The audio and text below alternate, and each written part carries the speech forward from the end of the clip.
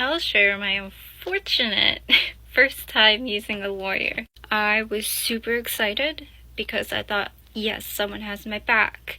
They're gonna help me. I'm gonna be able to try and focus on things I used to love that I still can't touch because of all the PTSD and everything. So I thought they could do it all. That's great. I don't have to think about it. It'll be behind me eventually, but that's not what happened. Almost 5 months. It turned out they did absolutely nothing for me. I would try to call them and email them every few days, and it would take almost a month to hear anything back, and it would always be like, oh, they're just busy right now, they'll get back to you later, or it would be a short little email and it wouldn't be anything I asked about. And they knew I was on a deadline, like it was super important, but they didn't touch it. They didn't do anything. And I was just so grateful to have a lawyer. I was like, oh, you can't keep calling and emailing. You don't want to mess this up. You don't want to make them just drop you because, you're being persistent and annoying them. And I don't know what is normal for a lawyer and what isn't, because this was my first time dealing with one. So I was really lenient and tried my best, and they just still weren't doing anything. They didn't get anything done for me that needed to be done. So eventually I was like, well, dang, I need a few things done. So I was like, I guess I'm going to have to do a couple motions myself because they're not even doing the requirements that I need done. So I did it, and I submitted it, and they got mad at me.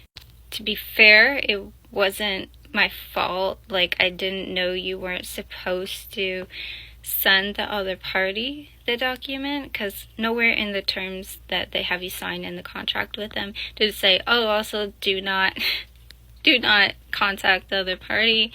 And they didn't say that either, and I'm completely new to this. I didn't know, so I was like, oh, I'm sorry. I felt so bad, like I was like scared they were gonna drop me again.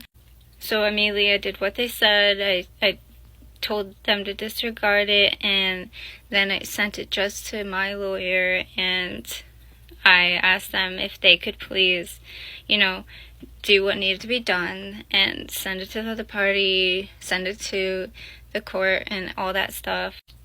They didn't. I did get lucky that they did set a date for one of them, but they didn't actually send in the motion. I had done that, and to make things so much worse for me, I had a video conference scheduled a week later, and they dropped me. They said it was because they had no time. They said they were too busy, and that something about in rule blah blah blah, that it is me deserving a competent lawyer. And so basically they're saying they're not competent enough for me, so they're dropping me as their lawyer representative. And they didn't send me documents or anything, and I was like, hey, I don't know what's happening, why you dropped me. I really need the documents. I need to know what you sent the other party, if you sent the court anything. And I again couldn't get hold of them, and it was just not good. So this was my unfortunate experience with a lawyer. I'm pretty sure that's not the norm. Now that I know it's not the norm. I don't know why they agreed to take me on if they weren't able to handle it, or they had too much going, or they didn't know the topic well enough to continue.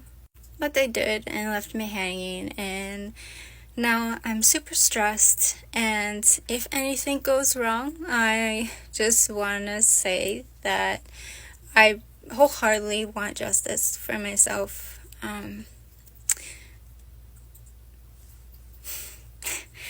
But if for some reason I don't get it, it's not because the hospital didn't do something wrong.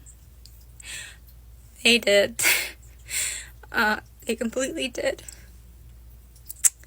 And It would just suck if they got away with it and nobody knew.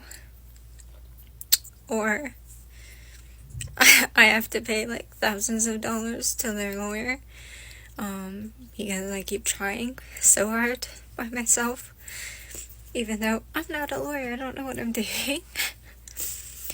But yeah, so that was my experience with a lawyer in Canada. Anyways, I hope no one else is going through something so awful, but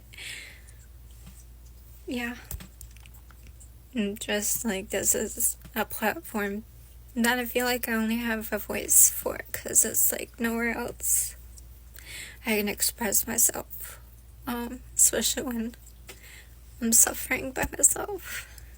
Thanks for listening.